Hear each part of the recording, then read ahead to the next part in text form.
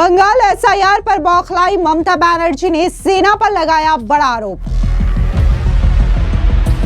ममता बनर्जी ने कहा, सेना के कमांडेंट बीजेपी के इशारे पर एसआईआर का काम कर रहे हैं।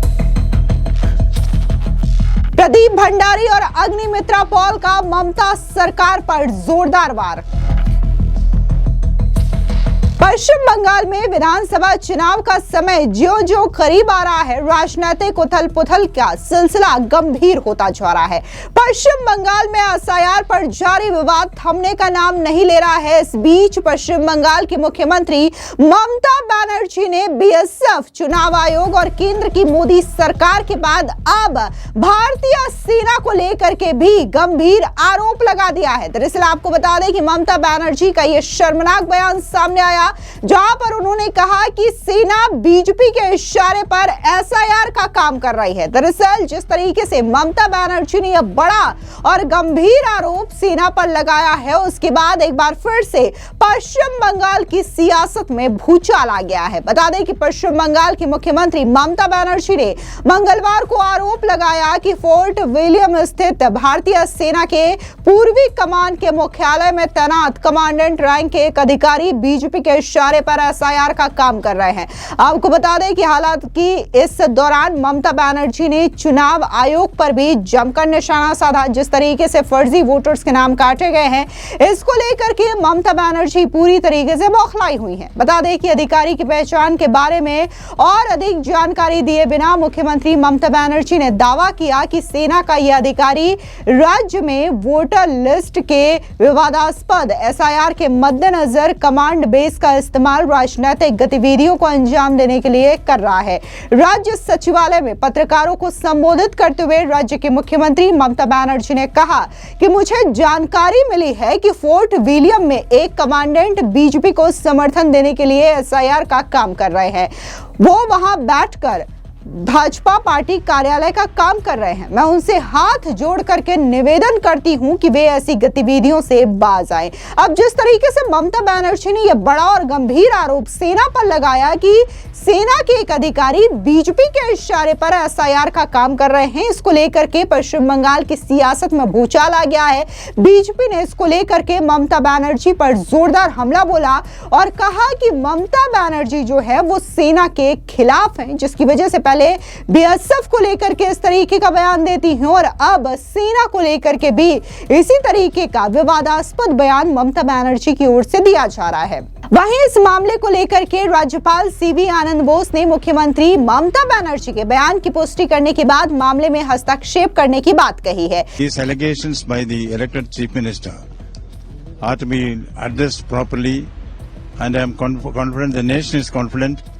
The balanced view normally taken by the Chief Election Commissioner will be reflected in this also. Every problem has a solution. The Chief Election Commission of India will certainly see to it that a proper solution is found for this alleged or imaginary or real problems raised. CV Anand Bose ने कहा कि मुझे पहले खुद ये verify करने दीजिए कि उन्होंने आखिर क्या कहा है। यदि इससे किसी संवैधानिक प्रावधान का उल्लंघन होता है तो मैं निश्चित रूप से इस पूरे मामले में हस्तक्षेप करूंगा। यानी कि राज्यपाल सीवी आनंद बोस को अगर लगता है कि ममता बनर्जी ने कुछ ऐसी विवादित टिप्पणी की है तो उनके खिलाफ राज्यपाल एक्शन भी ले सकते हैं। इस बीच बीजेपी के प्रवक्ता प्रदीप भंडारी ने भी ममता बनर्जी पर जोरदार तरीके से हमला बोला। उन्होंने सोशल मीडिया साइट एक्स पर ममता बनर्जी का प्रेस कॉन्फ्रेंस वाला वीडियो शेयर किया और कहा कि ममता बनर्जी की सरकार पूरी तरीके से डर और शक में डूब गई है। ममता बनर्जी कहती हैं कि फोर्ट विलियम में एक आर्मी कमांडेंट बीजेपी के कहने पर एसआईआर का काम कर रहे हैं। बीएसएफ को निशाना बनाने के बाद अब उन्होंने एक कदम और आगे बढ़ करके भारतीय सेना पर आरोप लगाए हैं। एक ऐसी संस्था जो राजनीति से ऊपर है और सम्मान के साथ देश की सेवा करती है। अवैध घुसपैठ को बचाने और अपने वोट बैंक को बनाए रखने के लिए ममता बनर्जी की बेचैनी, भले ही इसका मतलब राष्ट्रीय सुरक्षा बलों को कमजोर करना ही क्यों ना हो, केवल चौंकाने वाली बल्कि शर्मनाक बयानबाजी भी है। साथ ही प्रदीप भंडारी ने आगे कहा कि टीएमसी सेना विरोधी है, टीएमसी बंगाली अस्मिता के खिलाफ है। वहीं बीजेपी की बंगाल इकाई के अध्यक्ष सामिक भट्टाचार्य ने ममता बनर्जी की टिप्पणी पर तंज कसते हुए कहा कि वो पश्चिम बंगाल को भारत का राज्य नहीं मानती। वो बंगाल को एक संप्रभु राष्ट्र और खुद को उसकी राष्ट्रपति समझती हैं, जिसकी वजह से इस तरीके की बयानबाजी करती रहती है। बता दें कि इस दौरान ममता बनर्जी ने चुनाव आयोग पर भी निशाना साधा। उन्होंने कहा कि एसआईआर की वजह से अब तक बंगाल में 84 लोगों की जान जा चुकी है। 54 लाख लोगों के नाम वोटर लिस्ट से हटा दिए गए हैं। उन्हें अपना पक्ष रखने तक का मौका नहीं दिया गया। बंगाल की मुख्यमंत्री ममता बनर्जी ने कहा कि चुनाव आयोग अभी और 1 करोड़ लोगों के नाम काटने की तैयारी में है, जिसको लेकर के बीजेपी ने ममता बनर्जी को जोरदार तरीके से घेरा और कहा कि आखिर ममता बनर्जी को इतनी बेचैनी क्यों है घुसपैठियों को बचाने के लिए। बता दें कि बीजेपी के विधायक अग्निमित्रा पॉल ने ममता बनर्जी पर वार करते हुए क्या कुछ कहा है, सुनिए। और भी डिलीट होगा, आप निश्चिंत रहिए ममता बनर्जी, क्योंकि आपका जो सरकार 15 साल में और उसके पहले लेफ्ट सरकार, जिस तरह से आप लोग रोहिंगा, बांग्लादेशी इन्फिल्ट्रेटर्स, अनुप्रवेशकारी और मृत voter, duplicate voter, shifted voter, इसको इस्तेमाल करके बंगाल के लोगों को धोखा देकर इन लोग का नाम से वोट दिलाते आए हैं ये 15 साल और इलेक्शन जीतते आए हैं, इस बार नहीं होगा।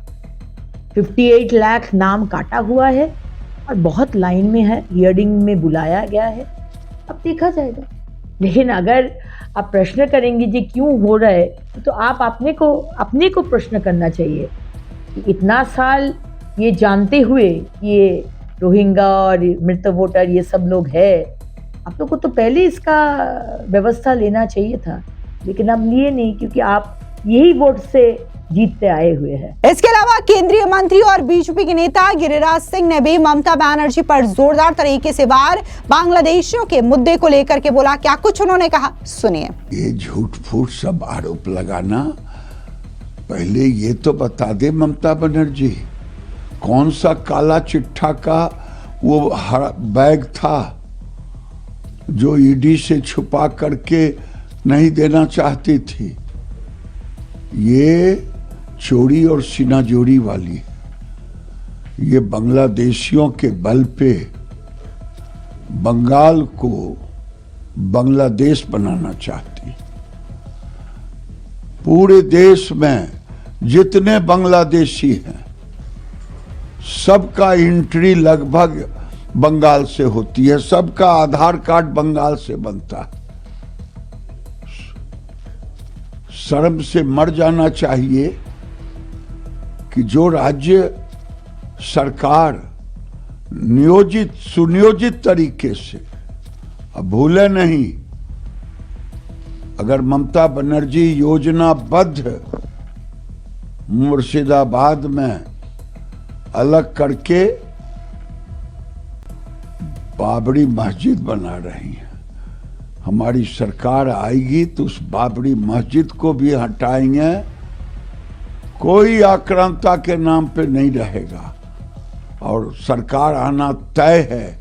इस बार मैं कहता हूं कि बंगाल को अगर बांग्लादेशी मुसलमान से मुक्त कराना है तो हिंदुओं को एकजुट होकर के करो या मरो के साथ इस सरकार को हटाना ही पड़ेगा। अगर ये सरकार नहीं हटी तो हिंदुओं को ये सरकार भगा देगी, मार देगी।